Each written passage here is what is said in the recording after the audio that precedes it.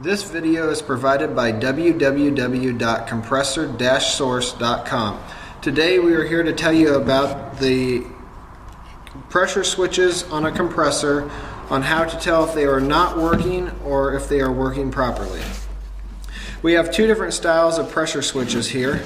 We have a 4-port manifold on the bottom of this one. This is usually used for an additional relief valve, a gauge, or an extra air outlet, and then one of these ports will go directly to your tank to read the pressure of your tank. Then you also have your standard single port model, which goes directly to your tank, and your gauge and relief valve are mounted elsewhere on your compressor. All pressure switches are mostly universal. You will want to check to see if yours has an on and off switch. This one here, particular one here, has an on and off lever on the side. If yours now does not have one, buying a switch with an on and off lever on it is just an extra option. That way you can now turn it off at your switch. They also have unloaders on the side. Some switches do not have unloaders.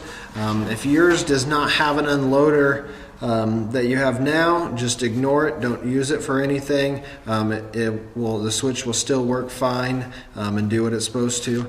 The unloader on the side usually goes to the head of your air compressor or goes to your check valve in your tank. What it does is when your compressor shuts off, this unloader releases the pressure between your head of your compressor and your air tank, so when your compressor goes to start back up, it does not have a load against it. If this continues to leak when it shuts off, it is not your pressure switch that has the problem, it is your check valve. If it leaks while your compressor is running, then this unloader is bad, then you would need to replace your switch. Now, if it only leaks when the compressor shut off, you will need to look at the check valve. This unloader line goes off the unloader and usually goes into the side of the check valve or the compressor head. Your check valve, which keeps the air in the tank, I got 3 different styles here so you can kind of see what you might be looking for. This is your most common check valve. It actually sticks into the tank, and then this is where your unloader line would come in to the side, and then your main line coming off your compressor goes into this port.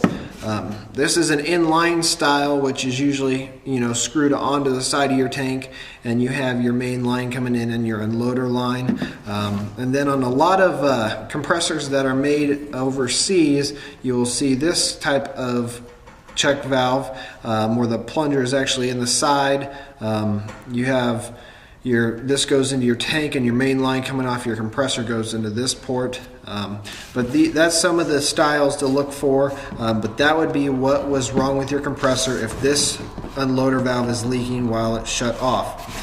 Another common problem with compressors is they will just keep pumping up and they will not shut off, and your relief valve will go off. In that case, your pressure switch is bad. The contacts have stuck together so it cannot release, and then you would need to replace your pressure switch. That's usually caused by a surge in electrical power or other electrical problems. You need to check the amperage on your motor to make sure the pressure switch is heavy enough to handle it. Most pressure switches are rated less than 20 amps.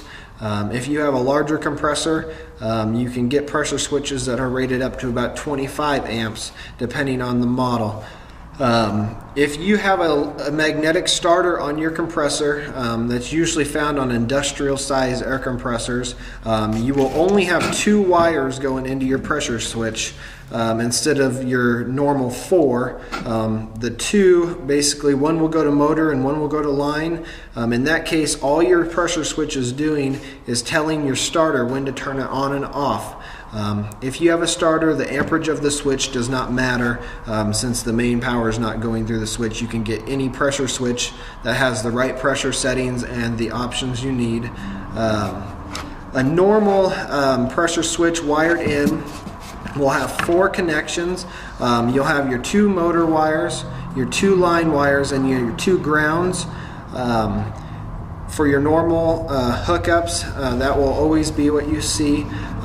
They also have a pressure adjustment at the top center of the switch. There's 2 screws here. The center one adjusts the cut in and the cut out pressure. If you adjust that one, it will adjust both settings at the same time. You can adjust it either way, about 15 to 20 psi, without affecting the switch. Any more than that, you can cause the switch problems. This setting on the side is for the high cutout pressure only, which is the high setting. I don't recommend adjusting that. It can be pretty temperamental and cause problems.